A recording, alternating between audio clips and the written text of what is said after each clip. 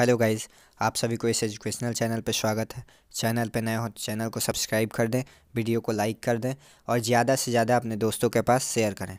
इस चैनल पे क्लास 12 की हिंदी की गद्य खंड, काव्य खंड और व्याकरण से जुड़े सारे टॉपिक आपके 12th एग्ज़ाम से पहले कवर कराए जाएंगे।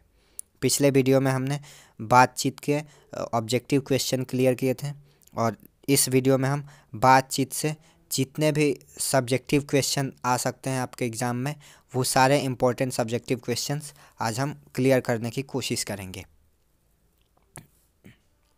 तो पहला क्वेश्चन है, अगर हमें वाक शक्ति न होता तो क्या होता। तो अगर हमें वाक शक्ति न होती तो ये पूरी सृष्टि हमें गूंगी प्रतीत होती। इस वाक शक्ति के कारण हम वार्तालाप करते हैं, हम अपनी बातों को दूसरे के सामने रखते हैं। इस ईश्वर द्वारा दी हुई मनुष्य की एक अनमोल कृति है वाक शक्ति। हम में इस वाक शक्ति का अभाव होता तो मनुष्य जानवरों की भांति होता। वह अपनी भावनाओं को अभिव्यक्त नहीं कर पाता।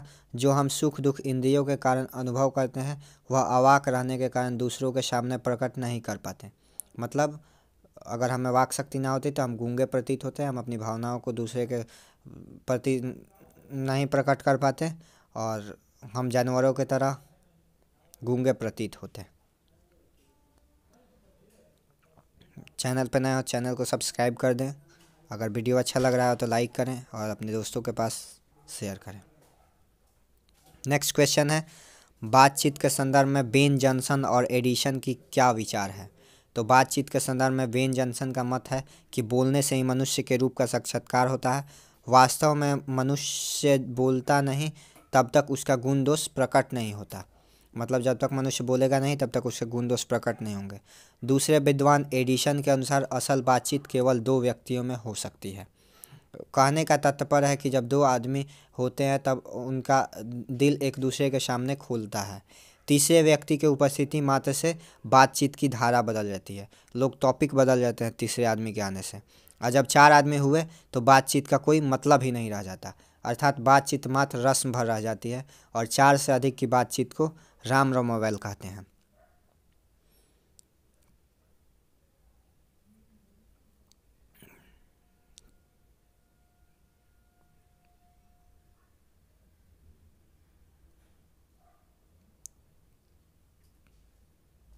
नेक्स्ट क्वेश्चन है, आर्ट ऑफ कन्वर्सेशन से क्या समझते हैं। तो आर्ट ऑफ कन्वर्सेशन बात करने की एक कला है जो यूरोप के लोगों में पाई जाती है। इसका दूसरा नाम श्रीहद गोष्ठी भी है। इससे ऐसे चतुराई से प्रसंग छेड़े जाते हैं कि सुनकर कान को अत्यंत सुख मिलता है। श्रीहद गोष्ठी का विशेषता है कि इसमें वक्ता के बातों का अभिमान या कपट नहीं होता तथा बातचीत सरसता बनी रहती है। यह रस हमारे आधुनिक शुष्क पंडितों के बातचीत में, जिसे शास्त्रार्थ करते हैं, उसमें नहीं दिखता। मतलब आर्ट ऑफ कन्वर्सेशन यूरोप के लोगों में बोला जाता है।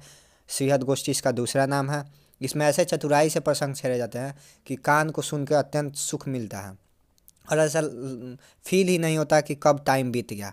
आप ऐसे लोगों से दिन भर बात करते रहिएगा तो आपको समय कब बीत गया पता ही नहीं चलेगा। तो एक यूरोप के लोगों में ख़ास तरह की बात करने की कला होती है, इसे ही आर्ट ऑफ कन्वर्सेशन कहते हैं। नेक्स्ट क्वेश्चन है, मनुष्य की बातचीत का उत्तम तरीका क्या हो सकता है।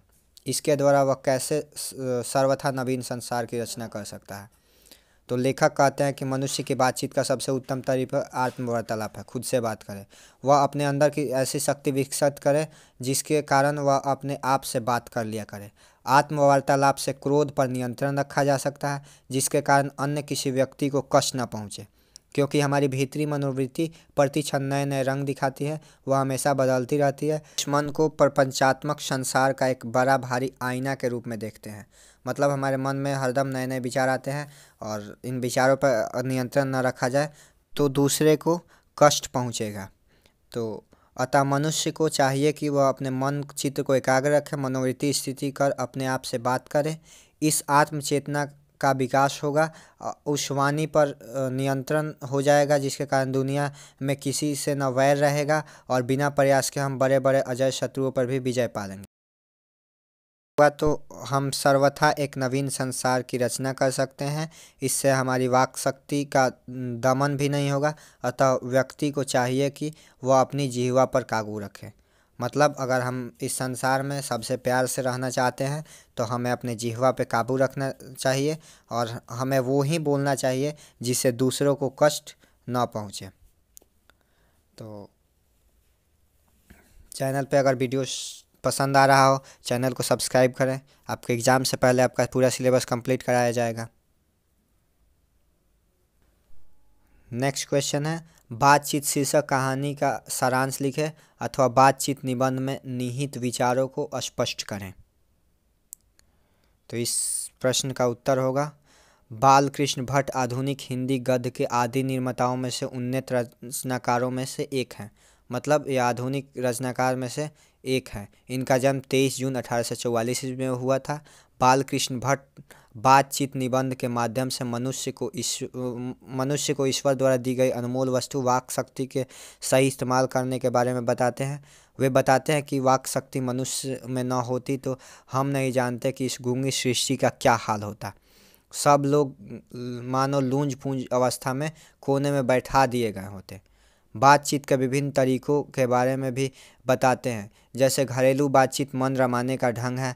वे बताते हैं कि जहां मनुष्य आदमी को अपनी ज़िंदगी मज़ेदार बनाने के लिए खाने पीने चलने फिरने आदि की ज़रूरत है, वहां बातचीत की भी अत्यंत आवश्यकता है। जो कुछ मवाद या धुआं हमारे मन में जमा रहता है वह बातचीत के जरिए भाप बनकर बाहर निकल पड़ता है। इससे चित्त हल्का होता है और स्वच्छ होता है और परम आनंद आता है। बातचीत का भी एक खास तरह का मज़ा होता है। यही नहीं, वे बताते हैं कि मनुष्य बोलता नहीं तब तक उसके गुण दोष प्रकट नहीं होते। बेन जॉनसन का कहना है कि बोलने से मनुष्य के रूप का साक्षात्कार होता है। वे कहते हैं कि 4 से अधिक का बातचीत केवल राम रमावल कहलाएगी। यूरोप के लोगों में बातचीत का हुनर होता है जिसे आर्ट ऑफ कन्वर्सेशन कहते हैं। इस प्रसंग में ऐसे चतुराई छेड़े जाते हैं कि जिन्हें कान को सुनकर अत्यंत सुख मिलता है। हिंदी में इनका नाम श्रीहद गोष्ठी है। बालकृष्ण भट्ट बातचीत का उत्तम तरीका के बारे में बताते हैं और वह कहते हैं कि सबसे उत्तम तरीका आत्मवार्तालाप है। तो बालकृष्ण भट्ट एक रचनाकार हैं। उनका जन्म 23 जून 1844 में हुआ था।